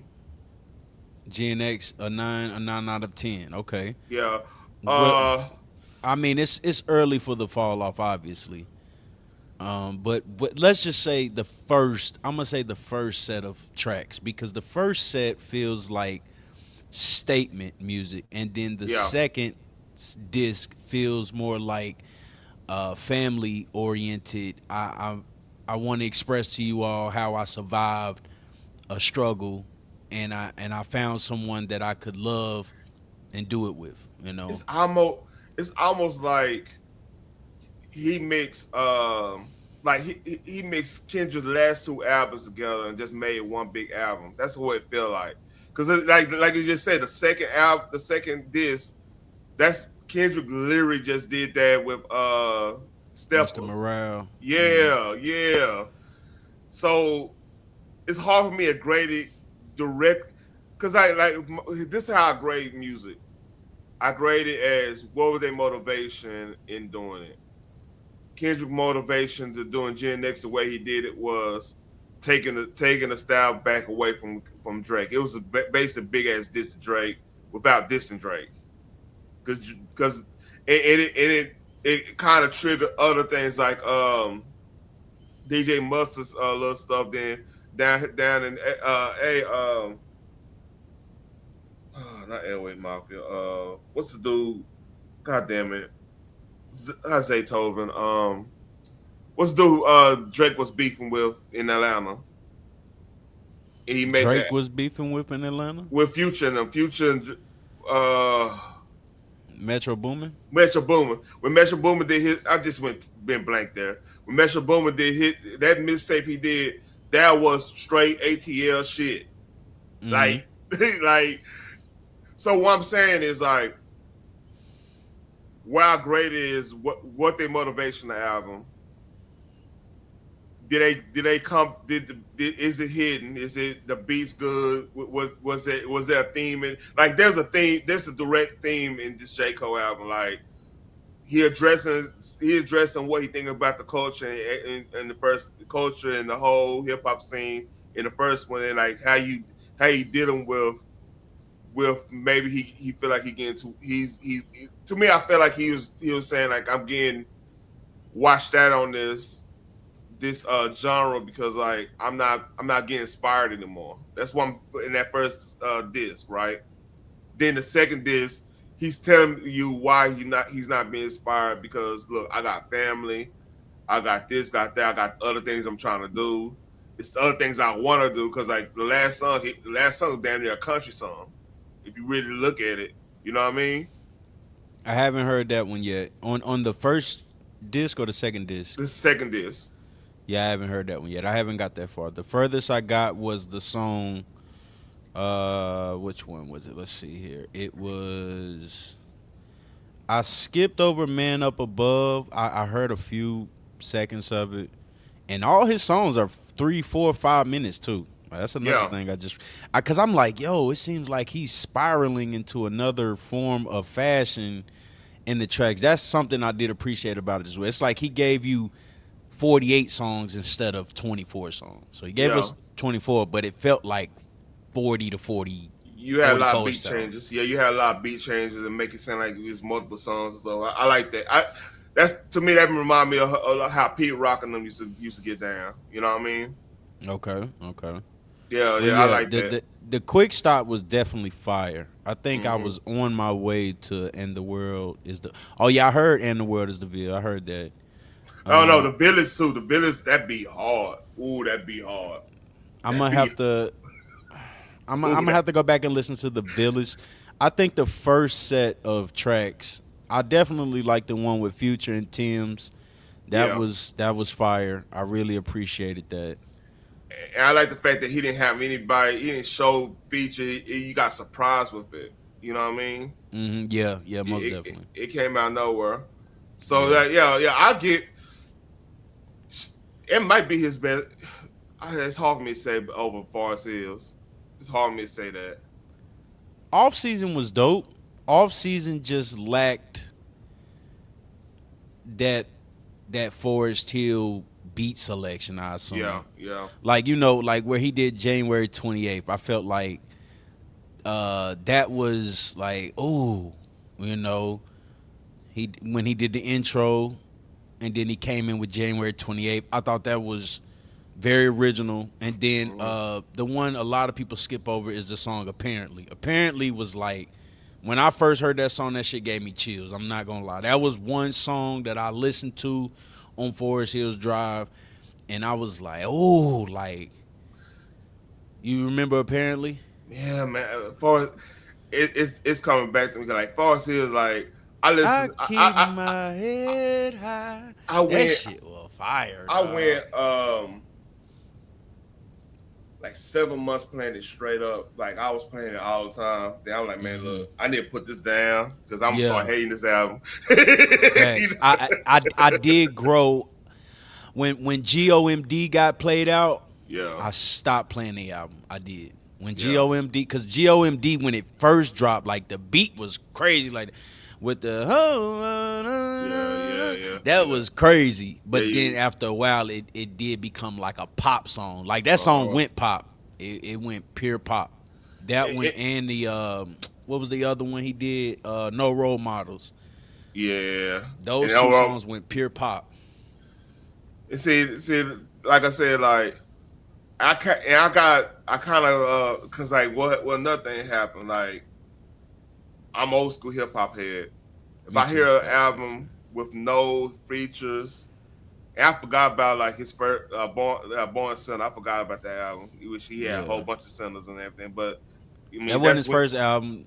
The Sideline Story. Oh damn. Yeah, The Sideline Story is his first studio album. Was he with Rock Nation? Yeah, he was with Rock Nation. Yep, that's Mr. Nice Watch. He had the song with. Oh, I remember that. It's a sleeper. It's a sleeper. Yeah, I remember that now. That's the album that had Who Dat on it. I assume. I believe it did have Who Dat at the end of the album. Yeah. I gotta read. But Born Sinner, I forgot about it because that was it Fruit in the Garden? What's that shit? Yeah, with him and Kendrick. Yeah. Yeah, that shit hit. It was a whole bunch of. But like far as like I said, far as this is probably his best album. This is like a strong second. I don't have to really sit back and listen to this more. It banging. Like I got upgrade. I got 12 in the because Mustang. the Mustang come with a 10. I upgraded to 12 and with an amp and everything. It hit, so that shit was hitting right like it's supposed to hit. Yeah. So the Fall Off should be the #1 album this year. If we don't get any Kendrick or Drake, I will give Drake the album. He's an album guy. Drake is definitely an album guy because the playlist album he did, I bumped the hell out of that shit. Now that's one Drake album. You put that on with that passion fruit and all that on there. Okay. All them dance tracks he did on there, the Blim and all that. Man, that shit was Drake killed that album. I'm not gonna lie. I've been told people I'm like Lil Wayne, like nigga, just stick to your Canadian stuff. Stick to the singing, stick to the dance vibes, bro. You wouldn't have never lost. Drake wouldn't have never lost if he'd have stuck to what he came in doing. You can't out-rap. You ain't gonna out-rap Kendrick, man. That's just not even gonna happen. I mean, I say this now. I'm noticing something going on with the algorithms on these streaming apps, man. Let me tell you this. That praise. I'm listening to Don Toliver today because I'm at the gym. I gotta listen. I mix it up.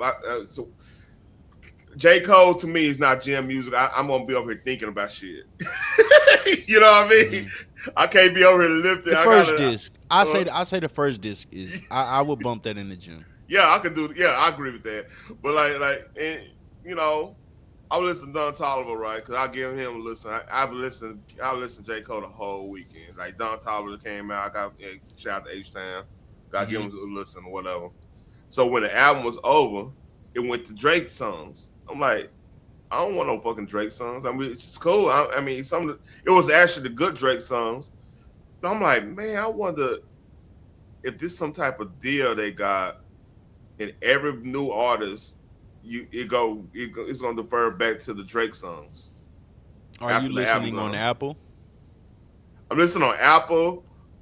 Even on not even me listening to music on my own. Like at the gym, the dude, the owner, he'll have Pandora on, or he'll not Spotify on. It does that. I said, man, it had me thinking like there might be some type of deal they done made because like. And it's not like even new Drake stuff. It's like if you reading this, it's too late, Drake. You know that's a good album if he wrote it. You know what I mean? Right.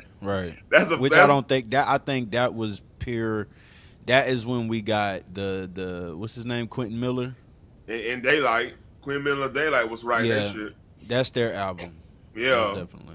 Because I mean that shit was hidden, but I was like, damn, you didn't write none of that.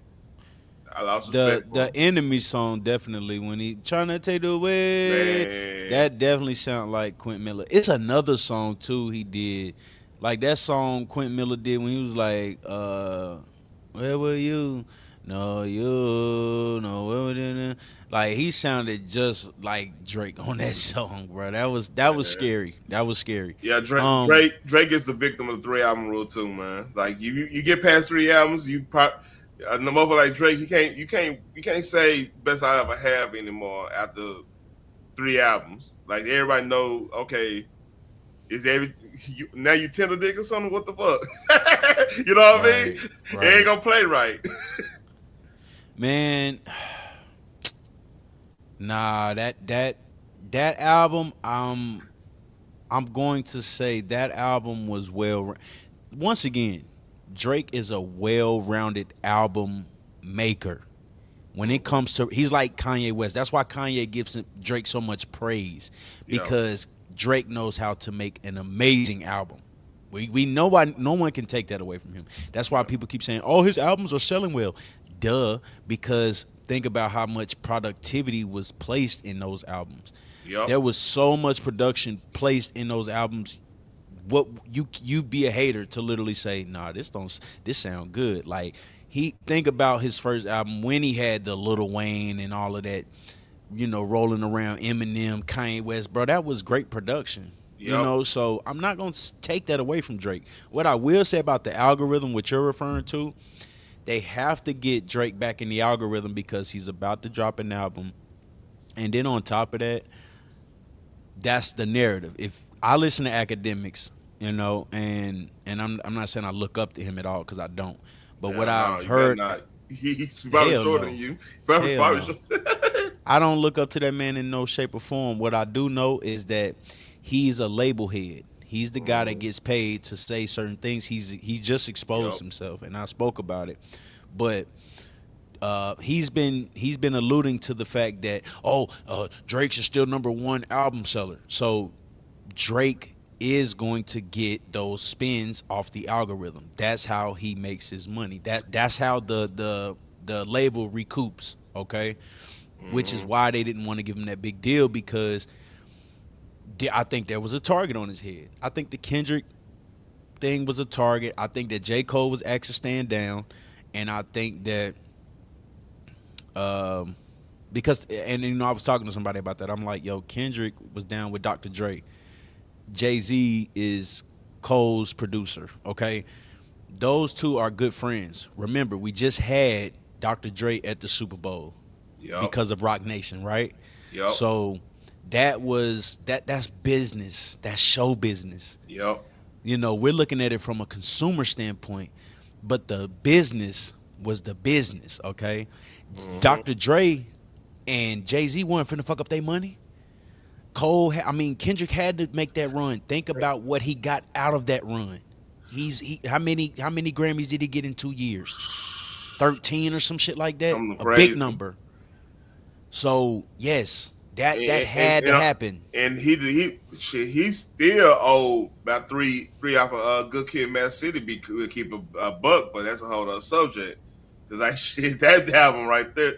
I mean, that's still like a top 3 album. From him. Good Kid, Mad City hit. That's a different level. Most definitely, especially the that song, that Man Down. That's one of the greatest, the greatest bridges I've ever heard in a hip hop track ever. One of the greatest hooks and bridges I've ever heard in a track ever. I think my issue with Drake really is that he signed a crazy deal. I think he got like a 720 deal, something crazy. But he got a lot of money. I give him that. But dude, that deal, man, like you could have went independent and ran the show and got distribution, just did the fool and could have opened up doors for a lot of artists doing that. You'd have been the biggest independent. But like I said, if you got dirt on you, you can't do that, right? And he might have didn't want to do the footwork neither. Okay, he might have didn't. People get so used to everybody else doing the work for them that he thinks he can just go in the studio, make tracks, come out and be $500 million richer, right? Some people don't appreciate that. Some people think that, and once again, you're going to outshine your master at that point. Yep. And Drake, I think. I got a question for you before you go there. Is J. Cole?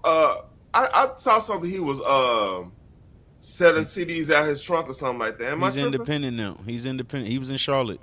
I missed it. I don't know how I missed it. I ordered. I said this low. Shut up. I ordered. My wife a big J. Cole fan. I ordered her the vinyl of this album. Word. Yeah, it's supposed to be here, but Valentine's Day. You know what I mean? Your lady like J. Cole, man. My lady is a Drake fan. That's crazy. Yeah, my lady. Ooh, she hate Drake. That's crazy. She hate. But look, man, look.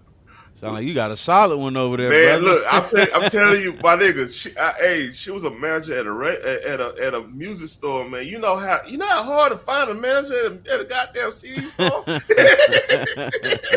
You know what I'm saying, bro, man? You got some nostalgic, man. You got some nostalgic shit going on over there, bro. That's dope. That's dope. Shout out to you. Hey, if I could listen to, I could listen to metal, turn around, listen to goddamn Raekwon, turn around, listen. Queen is my favorite rock band, bro. Queen is my favorite rock band. Queen? Yes, Queen's my favorite rock band. Oh, we were just talking about the halftime show. I think Metallica they just need to get Metallica. We could unite the nation on that shit. If you're gonna do a rock band, just get Metallica. Everybody know Metallica songs to a point.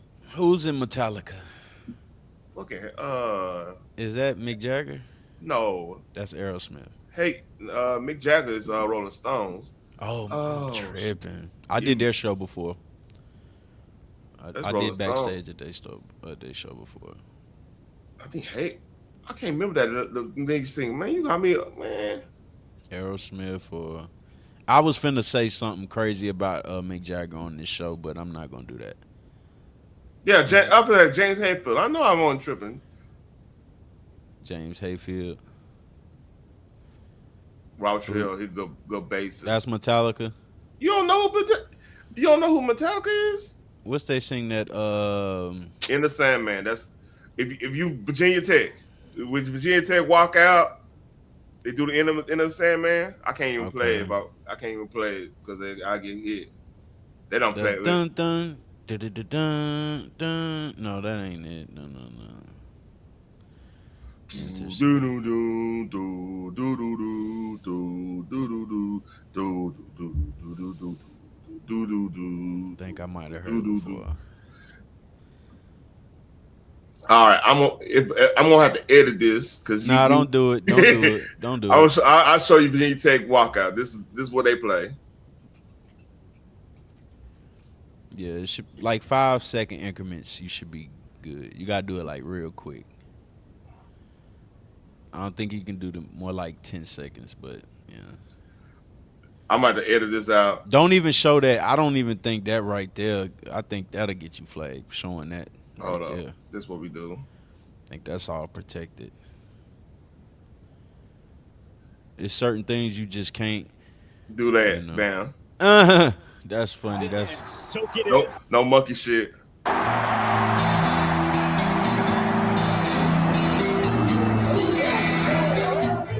You don't know that riff. That's like that's probably one of the most iconic riffs. I don't know that. I'm telling you, go and look up In the Sandman. You gonna probably hear my wall like, motherfucker. Did you play football? I'm a mute.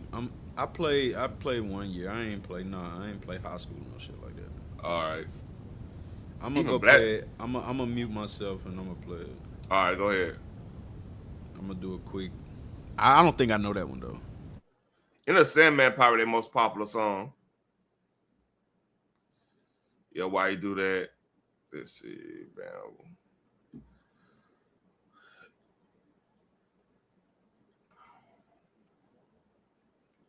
Definitely don't know that, Taryn. You are tripping. I don't know that one. That's one band I don't know. I know like the Welcome to the Jungle. I don't know who sing that, but I know Welcome to the Jungle. Welcome to the jungle. We got fun and games. Who sang that one? That's God damn it. Oh my God. Why am I going blank? Is that what the Black Sabbath? No, it ain't Black Sabbath. Guns N' Roses. Yeah, Guns N' Roses. Guns N' fucking Roses. Like I said, I mean, forgive me, I'm a metalhead too. I'm a hip hop head and a metalhead. That's always been my lane.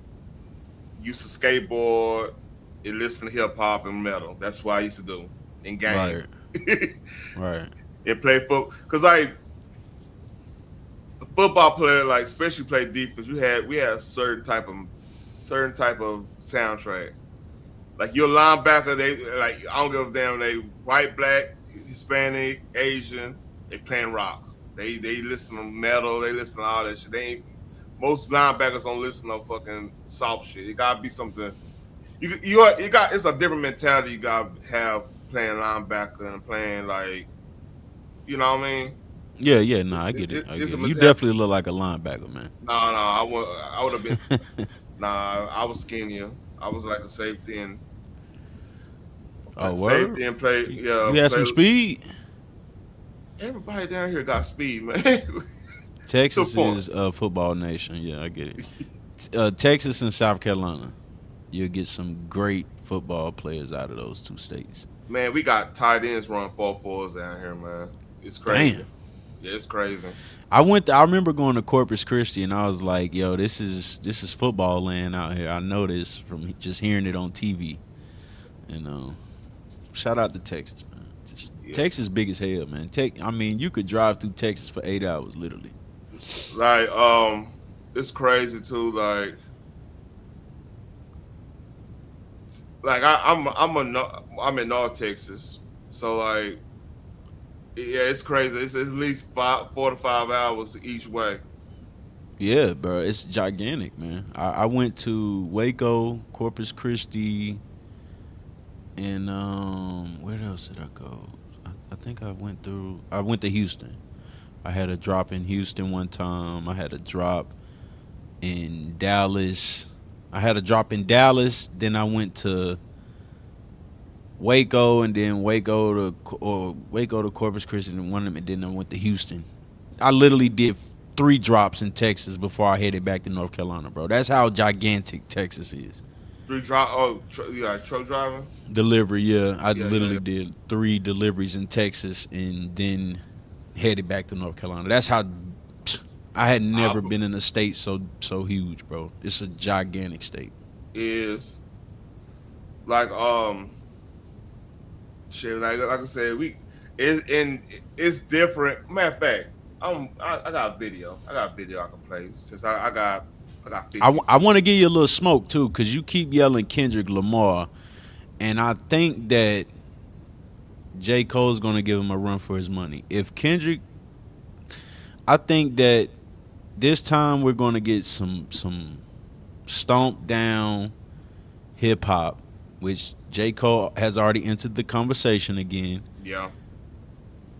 If Kendrick's gonna drop, which I think we won't get another Kendrick album for the next 6 or 7 months, because what he dropped in 2024, he dropped in like January 2024. Oh, hold on. Yeah, January. He did? Yeah. Wow. GNX came out last January. It sure did. Okay. Well, never mind that then. We got a Cole album in February. Kendrick would project to be on the next 10, 11 months then, or at least the next 6 or 7 months, if he's going to do an album. I think what Kendrick waiting on, because like the thing is, he don't have to rush anything. Like Gen X is still like this decade. Yeah. It's gonna be. He would be a fool to go up against GNX right now, basically. Yeah, yes. yeah. I mean, right now I think it ain't J. Cole. It's really Drake dropping. Drake, yeah. He got to kind of wait to Drake drop, and so then he could start, because what if you look at Kendrick's how he does this thing, right? He joins. He'll do a feature if you got something on his chest real quick. That means he's like, hello, you there? Oh yeah. That's like he's getting into the mode. Like he's getting the creative mode. Cause like, you notice creating things, like you don't want to constantly be creating. You'll get burned out. You'll lose your style, or you'll lose something if you keep on playing with it. You know what I mean? Which Gen X was an amazing style, by the way. Yeah. I think Whacked Out Murals is one of my favorite tracks ever. I really like that song. And people tried to criticize, and I know I didn't mean to cut you off, but they tried to criticize the fact that he said no one congratulated him for the Super Bowl. Like he wants people to give him a high five. And I think he was just acknowledging that people were not proud, but they had something negative, some type of negative feeling or negative backhanded compliments. I give you, man. Most definitely. I ain't mean to cut you off. My bad. No, you're right. That's a dope song, man. And I'm kind of with K Dot on this one, because like you even see it in like even YouTube. Like a lot of people don't like to congratulate folks. They're allergic to it or whatever. and you know you can't really share your blessings on in a creative endeavor because people either gonna think you bragging or they gonna you know think you sold out. Think they're gonna always because they projecting that negative feeling about their life on the youth, and they living vicarious through you in that case. You know what I mean? Well, hip hop is a one of those genres that has been, how can I say, it's been like cultivated in a negative sense. Okay, where people are still talking about J. Cole literally just made a song about Tupac and Biggie, so we're still getting that. You know, we're still getting that formula, right? We're still getting people talking about beef in hip hop, opposed to, like you said, hip hop. I mean, rock and roll, pop, metal. Those genres continue to evolve, and they continue to, you know, just enjoy the fruits of their labor, opposed to hip hop, where our founding fathers are considered dusty or bummed out and shit like that. People like to, you know, criticize them so much for being, you know, but whatever. I think that was cultivated to be that way. I think that the hip hop culture was a weapon used against our people. So when you do hear people talk negative about it, I either think it's all by design or it's once because people, you know, you'll look at a Lil Wayne and you'll say, well, damn, you know, Lil Wayne should have XYZ, but he doesn't because he didn't do what a J. Cole or Kendrick or even Nas, Drake has done. Nas and all them did because not and that's not having your business in order, and that's that's a large part of our issue too, because like a lot of people having their business in order. When they like Nas always drop, and he's gonna have his crowd, and people gonna rock with him, no matter what. Jay-Z could drop right now, and everybody gonna go crazy over it. You know what I mean? I don't know about that. If Jay-Z drop right, I'm telling you right now, people gonna want to see what the fuck he got to say if he drop right now. You see what I'm saying? It's either gonna be infamous because of the Epstein stuff or whatever. Or it's gonna be one of the bigger events out right now if that shit happen. You know what I mean? Yeah. Jay had made a statement about, you know, making like political rap, and I appreciate him saying that. And I can see, even with the Epstein conversation, I could see how some people could be threatened into that type of lifestyle. I'm not gonna defend or you know, pass judgment on them. What I will say about Jay-Z's, not Jay-Z, there was an artist, a DJ, he said like, hey man, I could have 8,000 fans and I could, you know, have a successful album, right? So we look at the people that don't have labels attached to them, and as long as they have their core audience like you're referring to, then yes, you'll have a successful album. You know, La Russell's proving that right now, doing what he's doing up there in the Bay. Shout out to La Russell. Yeah. I always give La Russell his credit. You know, he's kind of getting overwhelming with explaining that to people, but you do have to drive it into people's minds to get them to understand, like, hey man, you could do this with your core audience. You don't have to have 1 million fans. You could have 10,000 fans and have a successful album. So I get that part. Man, 10,000 loyal fans, you could be a millionaire off top, because like, think about this. Let's say your YouTube is, let's say 400,000 to 1 million. It's give or take, but 10,000 of them cats are constantly rocking with you. Whatever you do, they buying merchandise, they buying your albums, they come to your shows, they do this. That's like a force multiplier when you have dedicated, and you true to that. You true to that fan base. You know what I mean? Yeah, most certainly. Yeah, and it's been proven. You know, the labels like to scare people away from it because they feel, and they have their tactics as well. Let's not forget. So Google is definitely one of those homes where Leor Cohen lives, okay? And Leor Cohen is infamous for you know, bringing up artists and as well having a bad scenario case with artists as well. Yep. But all right, let's go back to the J. Cole album. You yawning? Let's. No. I'm yawning because I've been up at 4:30 in the morning. So. Oh, okay. All right. Bet. I am not yawning because I'm bored. I'm yawning because it's catching up with me right now. What you said, Mr. Morale, Big Stepper. We're talking about the fall off. That's definitely the second. That's my comparison with the second one, because like that's a lot of like Kendrick more introspective, talking about his family, talking about him falling victim to the nightlife, the hip hop life with the chicks and everything. Him coming to grips and like with success and the whole nine. Him feeling not really.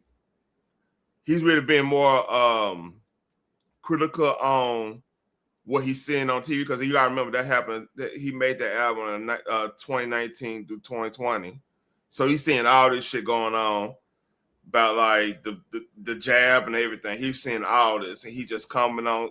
It was more of that's why a lot of people didn't like it, because it was way more introspective than he usually is. Like he usually just be rapping about things he's seeing around, but he was rapping about what's going on in his life for real.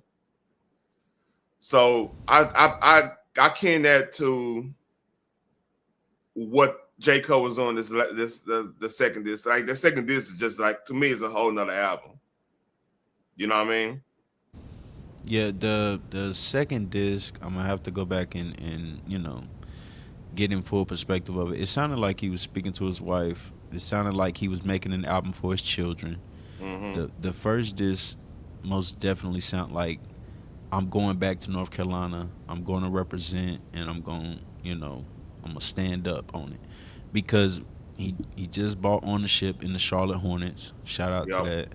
Like I said, man, I hate I didn't get to see this guy in Charlotte, man. That right there just ain't gonna never sit well with me, bro. Yeah. But hopefully I get to meet him in the future, because that would be something I would definitely put into play for just all the shit I got going on. What I will say is that, or what I will ask you is, where do you rate it against Mr. Morale at this point? Because you're Mr. Morale, it's better to me. It's better than Mr. Morale, because you got way more contrast in the first act. What I was really comparing is the second disc to Mr. Morale. Like the overall album, it's gonna be better than Mr. Morale, because Mr. Morale is way too introspective. Like if you're not, I couldn't listen to Mr. Morale at the gym, except for like a couple of tracks like Silent Hill, Savior is, to me, that's probably Kendrick's best song. I'm not your savior. No, I'm not your savior. That's because he talk about everybody. He talk about everybody, and I felt everything he was saying. You know what I mean? Okay. Yeah. So go ahead. Oh, my bad. No. You good? Go ahead. Do your thing. So like I'll compare this album of J. Cole. I probably will compare it to like maybe Pimp a Butterfly, because the artistic he went way more artistic than he usually is with in the he used a lot of samples that it was more he's really trying to tell us how you feeling right now, and that's how I felt with To Pimp a Butterfly. That was probably Kendrick's most introspective. Like he's dead ass saying, I'm trying to get used. I'm trying to get used to the success. I'm trying to get used to being people know who I am, and I'm trying to be able. Who am I gonna be able to take with me? That's how all Pimp a Butterfly sound like to me. That makes sense. Yeah. He had a few dope tracks on that album. That I didn't like that album. I didn't like To Pimp a Butterfly. I didn't like that. Only because I think it was too early to do that. Other than that, I agree with that. It's a good album. Right? I agree. I actually agree with that, because like I think if that album would have came, let's say he would have did Damn instead of that album. Yeah. It was switch. That'd been the perfect lineup because like Damn was more. He's Good Kid, Mad City. He's explaining his angst and everything about the situation he grew up in. Damn is like, fuck y'all. Y'all hurt me. Y'all did this. I did this. And he's lashing out. Then that would have been dope. That kind of be like how Pac first 3 albums were. You know what I mean? Yeah, exactly. That's a good point. I never really thought about it like that. Yeah. Yeah. Well, I think that we'll continue to get more. I guess we waiting on Drake at this point. Like I said, Drake makes amazing albums. I ain't gonna discredit Drake on that. 'Cause he, like I said, that the one where he got his dad on the album, that's a hell of an album. Yeah, I agree with that. So we waiting on Drake. You think it's J. Cole's last, or he's gonna just hang it up for a good minute, then come back? What do you think? I mean, if he pulls some Jay-Z shit, it wouldn't be like it wouldn't have me appalled. You know what I mean? Like if he say, "Oh, I'm retiring," and then he drop, what did Jay-Z drop? What was that? The American Gangster. Oh, the Black album. Oh, he American did Black Gangster. album. He did Black, and I remember Magna Carta, Holy Grail, or one of them joints. He retired twice. I think, because I'm trying to remember the time frame, because he did. I'm starting from Blueprint to Blueprint 2. Those two, then Black album. Black album to me is probably his best album, hands down. Because I mean, he that's the rawest Jay-Z ever sound. Right. You know what I mean? Yeah, it's like a well-rounded Jay-Z. Yeah. Yeah. I mean, that still get played every now and then. Will Drake have features? Would Drake have features? Do you think he'll have features? You think he'll have some hip-hop artists on his album? Do people still want to do business with Drake now? 21 Savage might do it. That's going to be corny. Because that last song, that song they did on 21 Savage album was trash. Yeah, yeah. No, I didn't like that track. That shit was trash. Yeah. Cause to go from that song that they did on Her Loss, or what was the name of that album? On Drake album? Yeah, with the 21. What's the Certified Lover Boy? Was it on that one? No, the 21. Can you do something for me? What album was that? With the female on the album. On the front of the with album. the chick with like the mess up album. Yeah. Yeah, I remember that. Goddamn. That song that they did on there, the one that they performed on the late night show, that song was fire. It didn't get nowhere close to that one, so no. That shit was trash. I don't want to hear no more 21 and Drake. Yeah. That's where Drake messed up, him and J. Cole. We needed a Kendrick on a J. Cole album. Again. Yeah, we needed that, bro. He didn't put none of his artists from Dreamville on there. He put Future on there. Future is irrelevant right now in hip hop. I mean, he literally just did a hook. The hook was fire. That fire ass hook. I don't know if he's fire. Now I ain't gonna lie. I don't know if he's irrelevant. When I say irrelevant, I mean he hasn't had an album since the song with Tim's, and that was like a charting track. Like he's been doing R&B shit. Yeah, he just had something. You can't even remember. What's the name of it? I could swear he just dropped something up. Oh yeah, the one with the like that with Kendrick Lamar. You talking about that album? Or the one with Metro Boomin and Kendrick Lamar. Hold on. Where he did the song with Kendrick Lamar. Oh, Mixtape Pluto's the last thing he did. Yeah, exactly. Nobody's listening to that, bro. That happened late. Like I said, that GNX, I ain't gonna lie, GNX blew that out the water. I'll keep a buck with you. Right, and then Kendrick didn't put Future on his album. He was on Metro Boomin. Then he was on. And Future's awesome. You know, Future's music is awesome, but yeah, he didn't put him on his album, bro. The shit was unhitting. Yeah. Mixtape Pluto, I don't. He tried to redo like Monster, and that shit ain't work. Yeah, 56 Nights. 56 Nights, boy. Talking about lifting weight music. That and DS2. Well, that's that drug dealing music. Yeah, you lifting weight. Shit, what you talking about? Yeah. Hey, I used to when I'm at work on doing overtime, I put some DS2 on. I'm like, man, I'm in the trap. I'm about to get this money, man. Let me not play. Dirty Sprite 2 is goated, bro. I want that in vinyl. Dead ass. I want that in vinyl. I need to go and order that. All right. But it's 2 hours. Let me go on and make a move, man. I can talk hip hop all night. You know I can. Shout out to you, Terrence. Salute to you, bro. Appreciate Salute to you, man. Nice, man. Nice talk. We got to talk hip hop, man. That's what I'm talking about. That's old school TTB.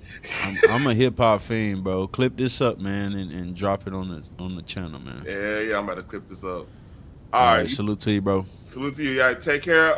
Like, share, subscribe. If you do the replay, man, please leave a comment. Please leave a comment. You know, I need that engagement, man.